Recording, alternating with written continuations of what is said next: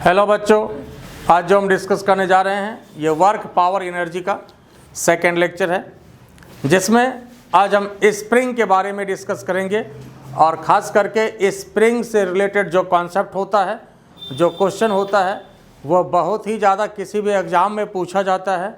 और ख़ास करके इसका जो क्वेश्चन है वो आपका वर्क एनर्जी पावर में भी आपको मिलेगा और आपका SHM में भी मिलेगा, और बाकी पूरे फिजिक्स में स्प्रिंग का कॉन्सेप्ट कहीं भी लागू होता है। स्प्रिंग को कहीं भी कनेक्ट किया जाता है, जैसे कहीं भी आपके इलेक्ट्रिक फील्ड आप पढ़ेंगे, मैग्नेटिक फील्ड पढ़ेंगे, वहाँ पर भी स्प्रिंग को कनेक्ट कर दिया जाता है। SHM में स्प्रिंग को कनेक्ट किया जाता है, तो कई जगह पर स्प्रिंग का आपके पास कॉन्सेप्ट मिलेगा।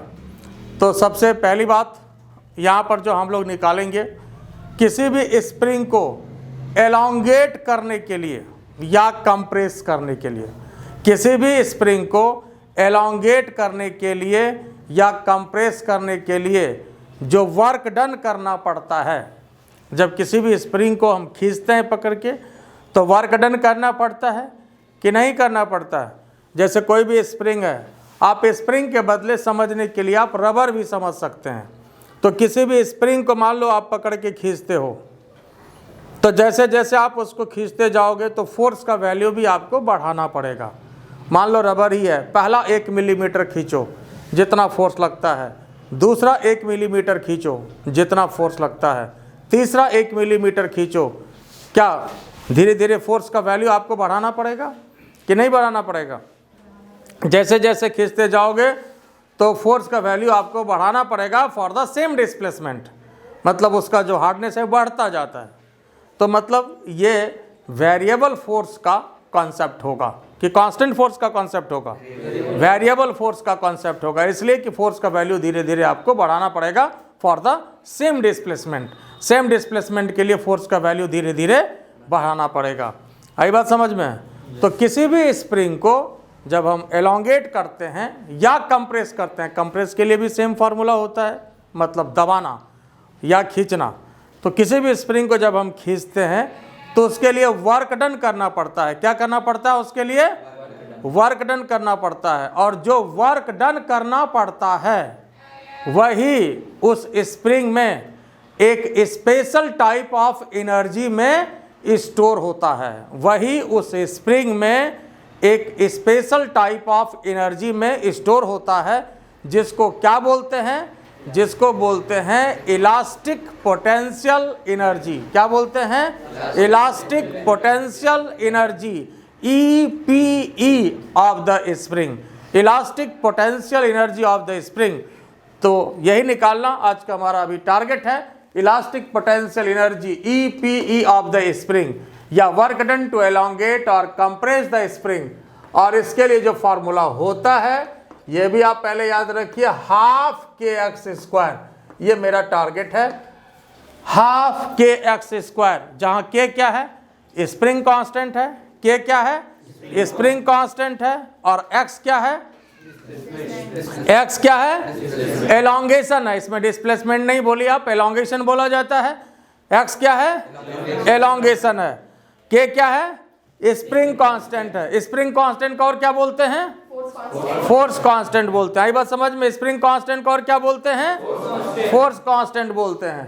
तो आइए, ये हमारा टारगेट है। मान लीजिए कोई भी स्प्रिंग है और ये इसका नेचुरल लेंथ है, यहाँ से यहाँ तक जो इसका लेंथ है, ये कैसा लेंथ है?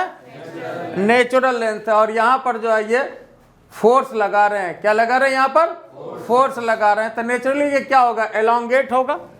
मान लो ये यहाँ से यहाँ तक चला, या कुछ भी नाम दे दे, मान लो A से लेकर के ये मान लो कि B पर चला आता है, और इसका एलोंगेशन होता कितना है? x।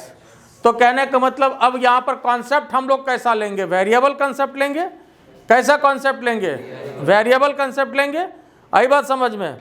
तो यहाँ पर कैलकुलस का सहारा लेना पड़ेगा। वेरिएबल कॉन्सेप्ट होगा तो मतलब कैलकुलस का सहारा लेना पड़ेगा। तो इसके लिए हम लोग क्या करते हैं? सबसे पहले एक छोटा पार्ट लेते हैं, बहुत छोटा पार्ट। जैसे मान लो कि जैसे जैसे हम फोर्स, जैसे जैसे x बढ़ाएंगे, जैसे जैसे एलोंगेशन बढ़ाएंगे, वैसे वैसे फोर्स का मान बढ़ाना पड़ेगा। ये तो सही बात है, लेकिन एक बहुत छोटा डिस्प्लेसमेंट ले लें, 1 मिलीमीटर का भी 10वां भाग, तो उस डिस्प्लेसमेंट से बढ़ाने के लिए, उस एलोंगेशन से बढ़ाने के लिए वहाँ पर तो कोई कांस्टेंट फोर्स लगेगा। आई बात समझ में? वहाँ पर कोई कांस्टेंट फोर्स लगेगा। तो सबसे पहले क्या करते हैं, इसके लिए एक छोटा पार्ट लेते हैं, और यह जो छोटा पार्ट है ये एलिमेंट्री पार्ट है, और इसका कितना यहाँ पर डिस्प्लेसमेंट है, एलोंगेशन है, x है। इसका एलोंगेशन कितना है, dx है, और dx समझते ही हो आप, ये बहुत छोटा पार्ट है। तो सबसे पहले dx से हम एलोंगेट करके देखते हैं कि कितना वर्क डन करना पड़ेगा। आई बात समझ में? सबसे पहले dx से एलोंगेट करके स्प्रिंग को देखते हैं कि कितना वर्क डन करना पड़ेगा, और उसके बाद क्या करेंगे, जहाँ से जहाँ तक आपको खींचना हो फिर पूरे के कारण हम लोग वर्क डन निकालेंगे। आई बात समझ में? तो आइए सबसे पहले हम लोग बात करते हैं इसके लिए, ठीक है। Work done to elongate the spring through dx, कितना से, dx से, dx से एलोंगेट करना है, तो इसके लिए वर्क डन भी छोटा होगा। तो dw इक्वल टू क्या लेंगे हम लोग, f dx। dw के लिए फॉर्मूला ऐसे fx होता है, तो यहाँ पर f इंटू dx, और यहाँ पर निगेटिव साइन भी होता है, लेकिन यहाँ पर इस निगेटिव साइन को हम इग्नोर करेंगे बाद में, इसलिए कि निगेटिव साइन किस लिए पड़ता है, रीस्टोरिंग फोर्स के वजह से पड़ता है। किस वजह से पड़ता है? यहाँ मेरा टारगेट क्या है, वर्क डन का है या एनर्जी का है? तो वर्क और एनर्जी स्केलर क्वांटिटी है, इसमें निगेटिव साइन का कोई खास मतलब नहीं होता है। तो यहाँ पर निगेटिव साइन को इग्नोर करेंगे, और यहाँ पर जब हम टोटल वर्क डन की बात करेंगे, फॉर टोटल वर्क डन, तो टोटल वर्क डन के लिए क्या करेंगे, integration dw, integration f dx, और निगेटिव साइन को इग्नोर किया, या नेग्लेक्टिंग निगेटिव साइन। क्यों निगेटिव साइन नहीं लिए, समझ में आया? इसलिए कि ये एनर्जी है, और एनर्जी में निगेटिव साइन का कोई मतलब नहीं है, ठीक है। तो यहाँ पर देखिए इंटीग्रेशन dw w हो जाएगा, और फोर्स का फॉर्मूला क्या होता है, ये स्प्रिंग फोर्स का फॉर्मूला kx होता है, तो इंटीग्रेशन f के स्थान पर kx और इंटू dx, और ये निगेटिव साइन हम लोग नहीं लेंगे, ये आपको पता है, ठीक है।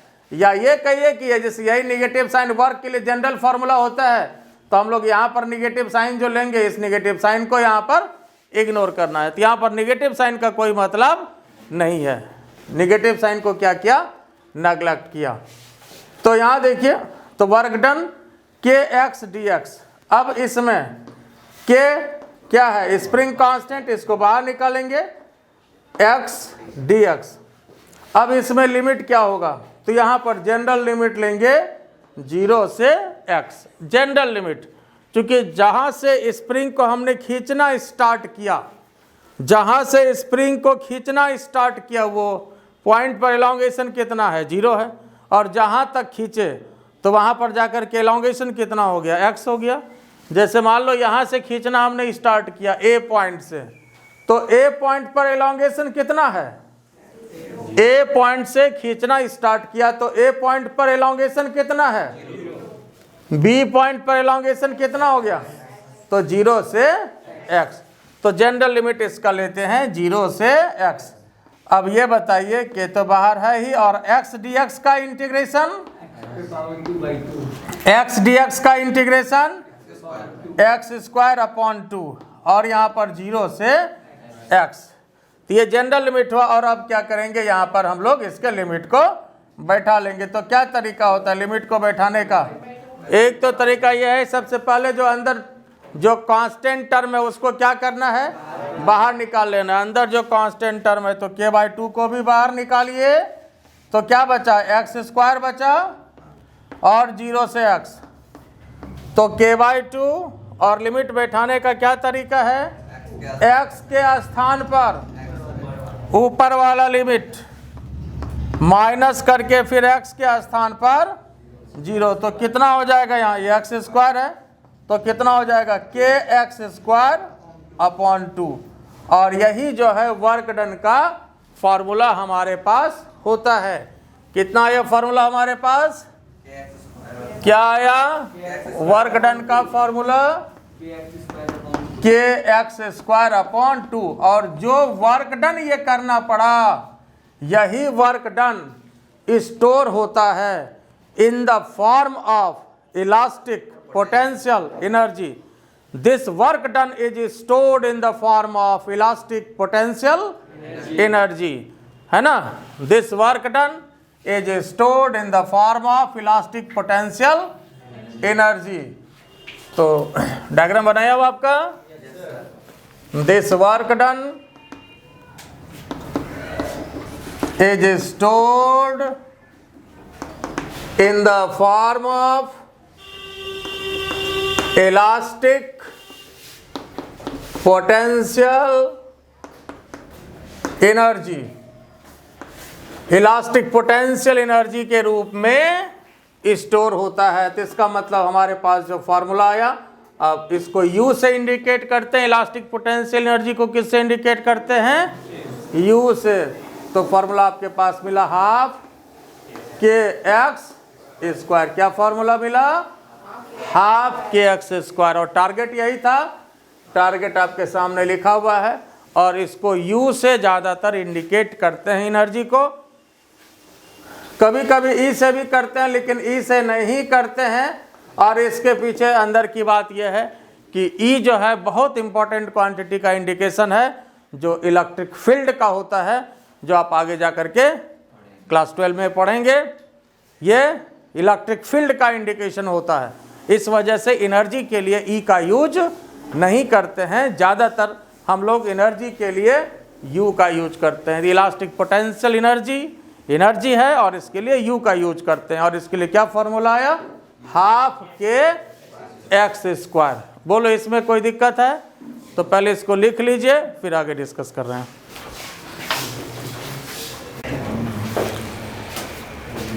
तो हम लोग अभी देखें इलास्टिक पोटेंशियल एनर्जी का फॉर्मूला स्प्रिंग का कितना होता है, 12kx²। देखो यह तो हुआ ही 12kx²। और अगर हाफ जैसे kx² है तो इसको x × x लिख सकते हैं, कोई दिक्कत इसमें, कोई दिक्कत नहीं, ठीक बात है। तो ये बताओ हाफ और kx को क्या लिख सकते हैं, फोर्स लिख सकते हैं। kx तो फोर्स के बदले है कि नहीं, F = kx होता है। कैसा फोर्स, तो स्प्रिंग फोर्स। और x को क्या लिख सकते हैं, एलोंगेशन लिख सकते हैं।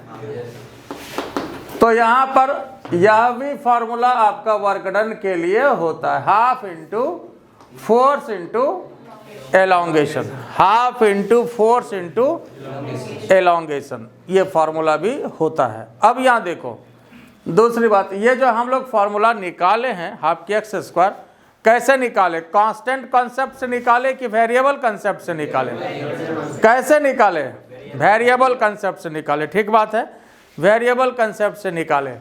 अब देखो अगर हम लोग कांस्टेंट कॉन्सेप्ट लेते, सपोज कांस्टेंट कॉन्सेप्ट अगर लेते, ध्यान से सुनो, यह जो है 1000 क्वेश्चन का एक क्वेश्चन है ना, ध्यान से सुनो, ये 1000 क्वेश्चन का एक क्वेश्चन है। अगर हम कांस्टेंट कॉन्सेप्ट लेते तो एनर्जी का जो फार्मूला हम लोग निकाले या वर्क डन, तो वर्क के लिए क्या फार्मूला होता है, फोर्स × डिस्प्लेसमेंट, यही ना होता है, फोर्स × तो फोर्स के लिए क्या फार्मूला होता है, F = kx, अभी भी आपके सामने है, × x। तो क्या आ जाता, kx² आ जाता, लेकिन आया कितना, 12kx²। अगर फोर्स को कांस्टेंट लेते तो आता कितना, kx² आता, और ये आया कितना, 12kx² आया। तो अगर वेरिएबल कंसेप्ट की बात करते हैं तो वेरिएबल कंसेप्ट से अगर हम लोग कोई भी चीज़ निकालते हैं तो वो कांस्टेंट कंसेप्ट का इन जनरल आधा होता है। नियम नहीं है लेकिन काम सब जगह करेगा लगभग, नियम नहीं है, रूल नहीं है, ये गलत हम बता रहे हैं। लेकिन काम सब जगह करेगा। ठीक है, इसलिए हमने कहा कि ये 1000 क्वेश्चन का एक क्वेश्चन है। इसलिए मान लो ऐसा होता है कि कहीं कोई भी चीज़ आप निकाल रहे हैं किसी क्वेश्चन को और वेरिएबल कंसेप्ट उसमें है, तो मान लो अगर आप ऑब्जेक्टिव क्वेश्चन सॉल्व कर रहे हैं, ये बनाने का तरीका नहीं है, ये गलत तरीका है, ये तो पहले ही कह दिया, ये गलत तरीका है। लेकिन आप अगर कोई भी ऑब्जेक्टिव क्वेश्चन सॉल्व कर रहे हो तो उसमें आपको कौन देखने जा रहा है कि आप किस तरह से सॉल्व कर रहे हो। तो ये सब ट्रिक है, टेक्निक है। अगर कोई भी क्वेश्चन वेरिएबल कंसेप्ट जिसमें है तो उसमें आपको बहुत ज़्यादा, मान लो कि कैलकुलस है, इंटीग्रेशन है, ज़्यादा उसमें मशक्कत करना पड़ेगा। लेकिन अब क्या करें, उसको हम लोग कांस्टेंट कंसेप्ट लेकर के निकाल लें, जितना आया फिर उसका आधा करके आंसर उसमें मिला दें, उसको टिक आउट कर देना। आई बात समझ में? तो इसलिए, और ख़ास बात यह है कि वेरिएबल कंसेप्ट में ज़्यादा मशक्कत करना पड़ता है, ज़्यादा दिक्कत भी होती है, समय ज़्यादा लगता है। तो ये आपको समय को भी सेव करेगा और आपका काम भी ये करेगा। तो वेरिएबल कंसेप्ट क्या होता है? कांस्टेंट कॉन्सेप्ट का आधा होता है। ये बात समझ में आया? ठीक है, नियम नहीं है, काम सब जगह करेगा। और ख़ास करके हाफ कई जगह पर आपके फार्मूले में है, जैसे एनर्जी का फार्मूला अभी यहाँ पर हम लोग काया इलास्टिक पोटेंशियल एनर्जी का फार्मूला EPE कितना होता है, हाफ के x² अभी निकाले, है ना। फिर काइनेटिक एनर्जी का फार्मूला कितना होता है, हाफ mv²। फिर आगे भी हम लोग कैपेसिटर में निकालेंगे, एनर्जी का फार्मूला होगा हाफ cv²। आगे फिर इंडक्टर में निकालेंगे 12 में हाफ Li²। तो देख लीजिए फिजिक्स की खूबसूरती है, सब जगह एनर्जी का ये सारा फार्मूला है, सारा फार्मूला एनर्जी के लिए, हाफ के x², half mv², half cv², half Li²। तो ये सारा फार्मूला एक जैसा है। ये फिजिक्स की खूबसूरती को समझिए, इस केमिस्ट्री को समझिए। आई बात समझ में? और सब जगह हाफ आने के पीछे रीजन वही है कि यहाँ पर ये वेरिएबल कॉन्सेप्ट के लिए है। ये भी काइनेटिक एनर्जी आपका जो आता है जब वेलोसिटी वेरी करता है, चेंज करता है, तो फाइनल फार्मूले में हाफ mv² आता है। आई बात समझ में? बोलो, इसमें क्लियर है? अब यहाँ पर देखिए एक लॉजिकल क्वेश्चन आपको हम दे रहे हैं। ये बताइए कि अगर किसी भी स्प्रिंग को 2 बराबर पार्ट में काट दिया जाए, किसी भी स्प्रिंग को 2 बराबर पार्ट में काट दिया जाए तो स्प्रिंग कांस्टेंट क्या होगा। देखिए, जैसे मान लीजिए ये स्प्रिंग है, इसका स्प्रिंग कांस्टेंट K है, इसको 2 बराबर पार्ट में काट दिया, तो अब एक पार्ट का स्प्रिंग कांस्टेंट क्या हो जाएगा। ऑप्शन है आपको देते हैं, बोलिए, K हो जाएगा या K/2 हो जाएगा या 2K हो जाएगा या नन ऑफ दीज हो जाएगा। ये 4 ऑप्शन आपके पास है, A, B, C, D, K/2, 2K और नन। ये स्प्रिंग है, इसका स्प्रिंग कांस्टेंट K है और इसको 2 बराबर पार्ट में काटा। क्या किया? 2 बराबर पार्ट में काटा। तो ये बताइए कि इसका जो स्प्रिंग कांस्टेंट है एक पार्ट का अब कितना हो जाएगा। जो भी आपको जवाब लगे अकॉर्डिंग टू कॉमन सेंस क्या होना चाहिए जी।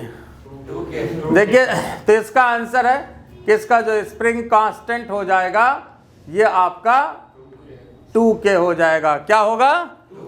एक पार्ट का जो स्प्रिंग कांस्टेंट होगा 2K हो जाएगा, मतलब 2 गुना हो जाएगा। क्या हो जाएगा? 2 गुना हो जाएगा। क्यों? तो स्प्रिंग कांस्टेंट होता क्या? स्प्रिंग कांस्टेंट के डिफिनेशन को पढ़िए। देखिए क्या कहता है स्प्रिंग कांस्टेंट का डिफिनेशन।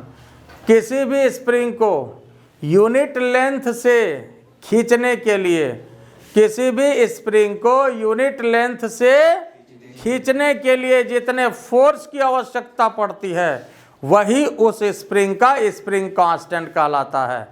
सपोज अब मान लीजिए यह जो बड़ा वाला स्प्रिंग है, इसको अगर हम बोले कि 1 मिलीमीटर से खींचना है, according to common sense 1 millimetre से खींचना है, मान लो इसके लिए 10 न्यूटन का फोर्स लग रहा है।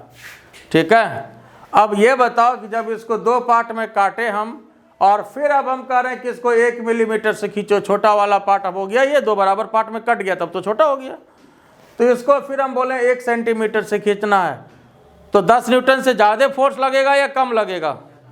ज़्यादा लगेगा। रबर में ही एक्सपेरिमेंट करके देख लो, एक बड़ा रबर ले लो 20 सेंटीमीटर का, उसको देखो 1 सेंटीमीटर से खींचो कितना फोर्स लगता है, फिर 2 पार्ट में काटिए, अब उसके बाद आप उसको खींचिए, देखिए कितना फोर्स लगता है। जब आधा काट दिया आप, तो उसमें फोर्स क्या होगा? क्या होगा? ज़्यादा लगेगा। लगेगा कि नहीं बताओ? लगेगा। तो बस ज़्यादा लगेगा, इस कॉन्सेप्ट को याद रखिए, और इसके आधार पर ये दोगुना होता है। तो ये इसका आंसर है 2K हो जाएगा, दोनों का 2K हो जाएगा। आई बात समझ में? क्या हो जाएगा? 2K हो जाएगा। बात क्लियर हुआ या नहीं हुआ? तो इसको अब लिख भी लीजिए स्टार मार्किंग में। अगर किसी भी स्प्रिंग को 2 बराबर पार्ट में काटते हैं,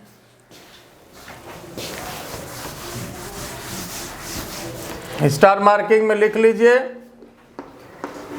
if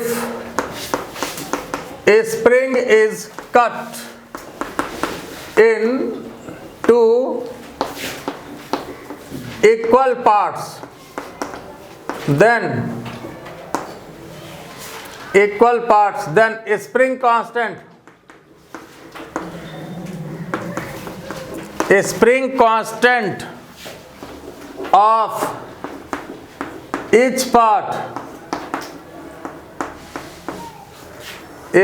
constant of each part will be double. Spring constant of each part will be double.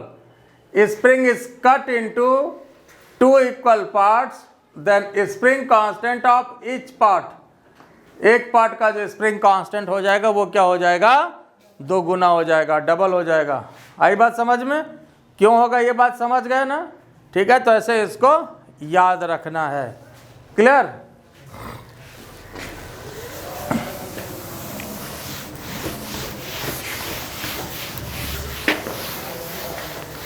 अब देखिए,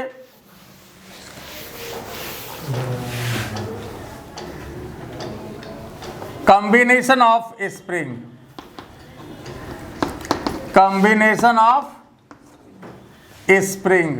स्प्रिंग का कॉम्बिनेशन। देखो, वास्तव में जो स्प्रिंग है उसका 2 तरह का कॉम्बिनेशन होता है। जैसे हम लोग रेसिस्टेंस का कॉम्बिनेशन पढ़े हैं, कॉम्बिनेशन कहिए या ग्रुपिंग कहिए, बात एक ही है। कॉम्बिनेशन ऑफ स्प्रिंग या grouping of spring, combination of spring या ग्रुपिंग ऑफ स्प्रिंग।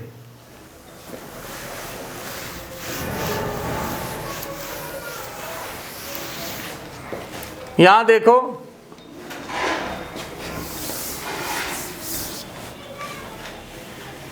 दो तरह का कॉम्बिनेशन आपको हम पहले दे रहे हैं, जरा इसमें सोच करके आप बताइए। एक इस तरह का है और एक इसमें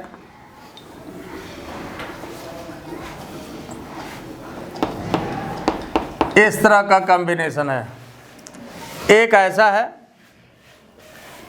यहां पर ये फिक्स है, 2 स्प्रिंग है, इसका स्प्रिंग कांस्टेंट K1 है और इसका स्प्रिंग कांस्टेंट K2 है। यहाँ भी इसका स्प्रिंग कांस्टेंट K1 है और इसका स्प्रिंग कांस्टेंट K2 है। ठीक है, इसका स्प्रिंग कांस्टेंट K1 है, इसका K2 है। यहाँ भी इसका K1 है और इसका K2 है। और नीचे यहाँ पर ब्लॉक, कोई भी बॉडी को अटैच कर दिया गया है, मास को। तो पहले तो आप ये बताइए, ये दोनों जो कॉम्बिनेशन आप देख रहे हैं, ये वाला पहले, ये सीरीज में है या पैरेलल में है? यह कॉम्बिनेशन कैसा है? पैरेलल कॉम्बिनेशन है। बिल्कुल सही बात है। यह जो कॉम्बिनेशन है ये आपका पैरेलल कॉम्बिनेशन। ये कैसा कॉम्बिनेशन है? पैरेलल कॉम्बिनेशन है। और ये कैसा कॉम्बिनेशन है? ये देखने ही से लग रहा है ना? तो सही बात है, ये आपका पैरेलल है और ये आपका सीरीज है। आई बात समझ में? अब देखो, तो इसमें इफेक्टिव स्प्रिंग कांस्टेंट क्या होगा? अब यहाँ देखो, जब इफेक्टिव स्प्रिंग कांस्टेंट की बात आती है तो इसमें पैरेलल कॉम्बिनेशन में जो इफेक्टिव स्प्रिंग कांस्टेंट होता है, इफेक्टिव या इसको इक्विवेलेंट भी बोलते हैं, इफेक्टिव को क्या बोलते हैं, इक्विवेलेंट स्प्रिंग कांस्टेंट, इफेक्टिव या इक्विवेलेंट स्प्रिंग कांस्टेंट, इसको के से इंडिकेट करते हैं, इफेक्टिव या इक्विवेलेंट स्प्रिंग कांस्टेंट। तो ये क्या होगा, सबसे पहले देखो इस तरह से ये पैरेलल में है। अब दोनों आप जरा सोचो, ऐसे तो इसको याद पहले रखना है आपको कि अगर इस तरह का सिचुएशन हो तो इसका जो स्प्रिंग कांस्टेंट हो जाता है ये सीधा जुट जाता है, के ई इक्वल टू के वन प्लस के ई इक्वल टू के वन प्लस, बात समझे। और यहाँ पर जो है इसमें जो स्प्रिंग कांस्टेंट होगा के ई, ये होता है के वन के टू और नीचे के वन प्लस के टू। इसका जो स्प्रिंग कांस्टेंट होता है के वन के टू, नीचे के वन प्लस के टू। देखो जैसे ग्रुपिंग ऑफ रेसिस्टेंस आप क्लास 10 से ही पढ़ रहे हैं, ग्रुपिंग ऑफ रेसिस्टेंस में पैरेलल में अगर होता है तो ऐसा फॉर्मूला लगता है पैरेलल में, और सीरीज में ऐसा लगता है डायरेक्ट। सीरीज में क्या होता है, ग्रुपिंग ऑफ रेसिस्टेंस में सीरीज में होता है R equal to R1 plus R2 plus R3 होगी। तो ये वाला जो फॉर्मूला होता है सीरीज में होता है। और स्प्रिंग में क्या होगा, यहाँ स्प्रिंग में क्या होगा, ये आपका पैरेलल में होगा। और रेसिस्टेंस में जो पैरेलल में फॉर्मूला होता है, रेसिस्टेंस में जो पैरेलल में फॉर्मूला होता है, क्या फॉर्मूला होता है पैरेलल में रेसिस्टेंस का, R equal to R1 R2 नीचे R1 प्लस R1 R2 नीचे R1 प्लस R2, यही ना होता है ना। तो यहाँ पर जो है के इफेक्टिव इक्वल टू के वन के टू नीचे के वन प्लस के टू, इस स्प्रिंग में जो है ये आपको लगता है किसमें लगता है, ये लगा आपका सीरीज में। तो इस तरह से पहले याद रखना है, रेसिस्टेंस का उल्टा चलता है, रेसिस्टेंस का उल्टा चलता है। आई बात समझ में। रेसिस्टेंस और स्प्रिंग का फॉर्मूला सीरीज पैरेलल का अपने आप में उल्टा है, ऐसे इसको याद रखना है। अब याद रहेगा ऐसे, तो पहले इसको लिखिए फिर और आगे डिस्कस कर रहे हैं।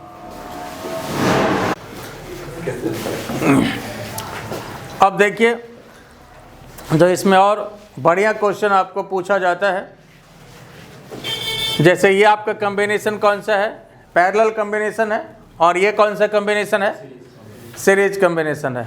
और जैसे यहाँ पर कोई भी मास को लटका दिए, जैसे स्मॉल एम यहाँ पर मास लटका हुआ है, तो अब जो है ये एक पेंडुलम बन जाता है। क्या हो जाता है, पेंडुलम बन जाता है। और इस पेंडुलम को बोलते हैं स्प्रिंग पेंडुलम। क्या बोलते हैं इसको, स्प्रिंग पेंडुलम बोलते हैं। स्प्रिंग पेंडुलम, स्प्रिंग से सिंपली मास को अटैच कर दीजिए, वह स्प्रिंग पेंडुलम हो जाता है।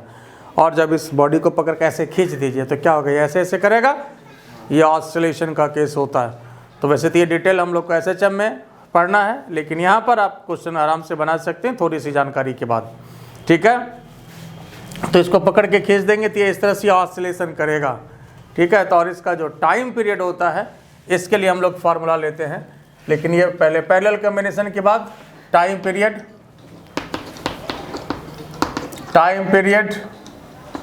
Of spring pendulum. ये कैसा पेंडुलम होता है, spring pendulum in parallel combination, in the parallel combination.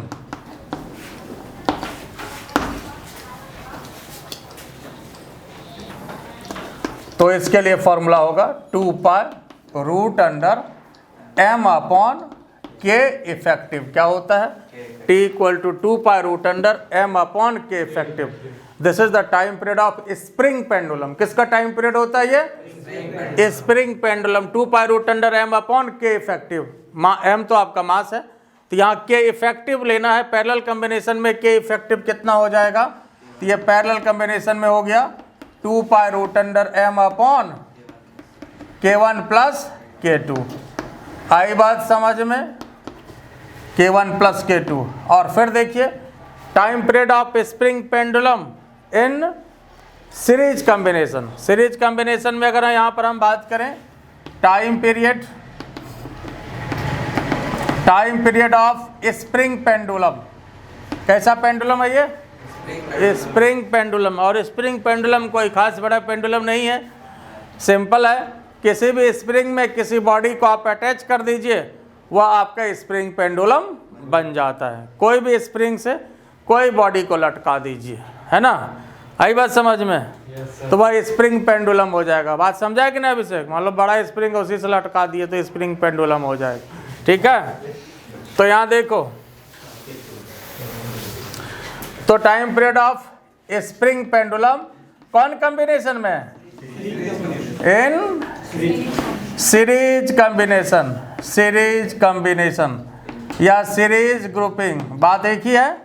तो अब इसमें फिर टाइम पीरियड का फॉर्मूला वही होगा, 2 pi root under m upon k effective. अब यहाँ पर जो k इफेक्टिव है जनाब, क्या रखना होगा आपको यहाँ?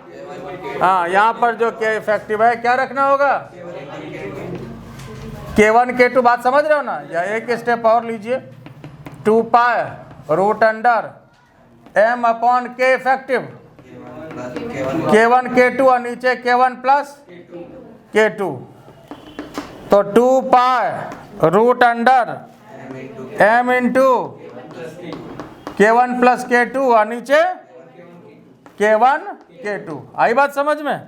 तो यही यहाँ पर आपके पास टाइम पीरियड का फॉर्मूला होता है स्प्रिंग पेंडुलम का। किसमें, कौन से कॉम्बिनेशन में ये हुआ? ये सीरीज कॉम्बिनेशन में, 2 pi root under m k1 plus k2 और नीचे k1 k2। ये बोलो, बात क्लियर हुआ कि नहीं? ये समझ गए?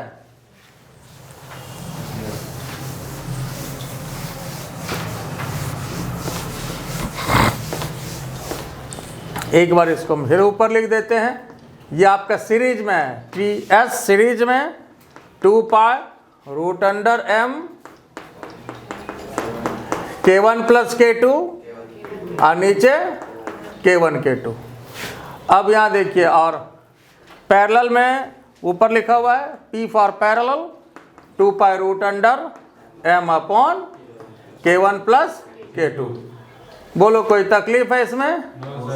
ये पैरेलल में और ये सीरीज में, याद रखिएगा, सीरीज में और ये पैरेलल में, याद रहेगा? ठीक बात है। अब यहाँ देखिए, जैसे अगर हम आपसे ये पूछें, यहाँ तक कोई दिक्कत तो नहीं? अब अगर हम ये पूछें, जैसे कोई भी स्प्रिंग है, इसको 2 पार्ट में अगर हम काट लेते हैं, स्प्रिंग कांस्टेंट कितना था? स्प्रिंग कांस्टेंट कितना था? 2 पार्ट में काट लिया तो कितना हो जाएगा? 2k हो जाएगा, है ना? 2k हो जाएगा। अब एक पार्ट का अगर हम ये पूछें कि स्प्रिंग पेंडुलम बना करके टाइम पीरियड बताइए कि एक पार्ट का कितना होगा, ठीक है? पहले इसको लिख लीजिए, फिर हम डिस्कस कर रहे हैं इसको। देखिए, हमने आपसे क्वेश्चन पूछा था कि कोई भी स्प्रिंग है जिसका स्प्रिंग कांस्टेंट k है, इसको क्या किया? 2 पार्ट में काट दिया, ठीक है? 2 पार्ट में काट दिया तो छोटा छोटा पार्ट हो गया, जैसे एक पार्ट ये हो गया, है ना, और एक पार्ट जैसे ये हो गया, छोटा छोटा पार्ट हो गया। तो इसका स्प्रिंग कांस्टेंट कितना होता है? 2k होता है, ये आपको पता है, इसका भी 2k होता है। हमने कहा कि अब जो है एक पार्ट, जो ये वाला जो है आधा पार्ट कटा हुआ, इससे स्प्रिंग पेंडुलम बना दिया, ठीक है? yes, मास लटका दिया। स्प्रिंग कांस्टेंट इसका कितना है? 2k है, ठीक है? yes, तो यहाँ पर क्वेश्चन आपका है कि इस स्प्रिंग का स्प्रिंग कांस्टेंट कितना होगा? 2k है, ये तो पता है। इसका टाइम पीरियड बताना है, इस स्प्रिंग पेंडुलम का time period, time period of spring pendulum, या जो स्प्रिंग पेंडुलम बना इसका क्या टाइम पीरियड होगा? तो फॉर्मूला क्या होता है? 2 pi root under m upon k effective. तो k इफेक्टिव यहाँ पर कितना है? 2k। k इफेक्टिव इसका कितना है? तो बस इसके लिए तो आपका यही आंसर हो गया, ठीक है? लेकिन फिर इसमें जैसे बढ़िया क्वेश्चन बनाने के लिए क्या करता है कि एक ओरिजिनल का, जैसे इसमें हम मास अटैच कर दिया और इसका दोनों के टाइम पीरियड का रेशियो बताइए, दोनों के टाइम पीरियड का, ये और बढ़िया स्तर का क्वेश्चन होता है, रेशियो ऑफ टाइम पीरियड। तो पहले तो ओरिजिनल वाले का बताइए, T1 मान लेते हैं और ये ओरिजिनल वाला है। ओरिजिनल वाले का टाइम पीरियड कितना होगा, 2 pi root under m by k। और यह जो इसका दूसरा 2 पार्ट में जो बटा, इसका टाइम पीरियड अभी हम लोग निकाले हुए हैं। बोलो तो कितना निकाले हुए हैं, m बाय। और बढ़िया क्वेश्चन बनाने के लिए अभी इस दोनों का रेशियो पूछा जाता है। एक तो अकेला पहले इंडिपेंडेंट क्वेश्चन है दोनों, और उसके बाद इसका रेशियो क्या होगा, तो इसका रेशियो आपको निकालना है। तो T1 और T2 का रेशियो निकालना है। तो बोलो 2 पाई तो कट गया, m बाय k, और ये 2k बाय, तो क्या हो जाएगा, k खत्म, m खत्म, मतलब √2 हो गया। तो इसका मतलब T2 equal to T1 upon √2, यही ना आया, T1 अपॉन √2। तो T2 equal to T1 upon √2। इस बात को याद रखिएगा और इसको ऑब्जेक्टिव टिप्स के रूप में ऐसे याद रखिएगा कि T2 इक्वल टू T1 बटे √2 जो आया है, यहाँ पर जितना पार्ट में डिवाइड करिएगा, जितना पार्ट में डिवाइड करिएगा उसको यहाँ पर रख देना है। 2 पार्ट में है तो √2 है, 3 पार्ट में होगा √3 होगा, 4 पार्ट में होगा √4 मतलब 2, 5 पार्ट में होगा √5। आई बात समझ में? बात क्लियर हुआ या नहीं हुआ? तो इसको ऑब्जेक्टिव टिप्स के रूप में डायरेक्ट याद रखिएगा। इसको यहाँ पर हम फिर लिख देते हैं, T2 equal to T1 upon √n लिख दिया। √2 तो 2 पार्ट के लिए हुआ ना, T2 equal to T1 upon √n, where n क्या होता है, n is the number of equal part, जितना पार्ट में आप बांटेंगे, या total number of equal part, बात एक ही है, total number of equal part. आई बात समझ में? Yes sir. बोलो इसमें कोई दिक्कत है? No sir. ये क्लियर हो गया? Yes sir. तो जितना भी पार्ट में डिवाइड होगा वो यहाँ पर आपको डाल देना है। जैसे 3 पार्ट की बात करेंगे, जरा सोच के देखो, 3 पार्ट में डिवाइड करेंगे तो यहाँ क्या आ जाएगा, 3k आएगा। तो यहाँ जो डिवाइड होगा फिर आपका यहाँ 2k जो यहाँ था ये 3k आएगा, फिर k कट गया, यहाँ √3 आ जाएगा। 3 पार्ट होगा तो यहाँ √3 आ जाएगा, 4 पार्ट होगा तो √4 आ जाएगा। इस तरह से जितना भी नंबर ऑफ पार्ट होगा वो आपका इसमें आ जाएगा। बोलो इसमें कोई दिक्कत है? तो इस तरह का क्वेश्चन और बढ़िया क्वेश्चन स्प्रिंग के कॉन्सेप्ट पर होता है। ठीक है, तो ये अभी तक जो हम लोग चल रहे थे, पहला लेक्चर वर्क एनर्जी का और ये दूसरा लेक्चर था, ये सारा कॉन्सेप्ट आपका स्प्रिंग का था, लेकिन वर्क पर ही बात किया हम लोग। स्प्रिंग को एलोंगेट करने के लिए कितना वर्क होता है इस पर बात हुआ। और अब अगले दिन जो बात करेंगे हम एनर्जी पर बात करेंगे। एनर्जी क्या होता है, उससे रिलेटेड क्या कॉन्सेप्ट है, एनर्जी कंजर्वेशन क्या होता है, इस पर हम लोग बात करेंगे। ठीक है, और आज इतना ही। मैं हूं RK जैसर, हमारा चैनल इनोवेशन एकेडमी। इसी तरह से पढ़ते रहिए और अच्छा लगे तो क्या करना है, लाइक करिए, सब्सक्राइब करिए, शेयर करिए। Thank you.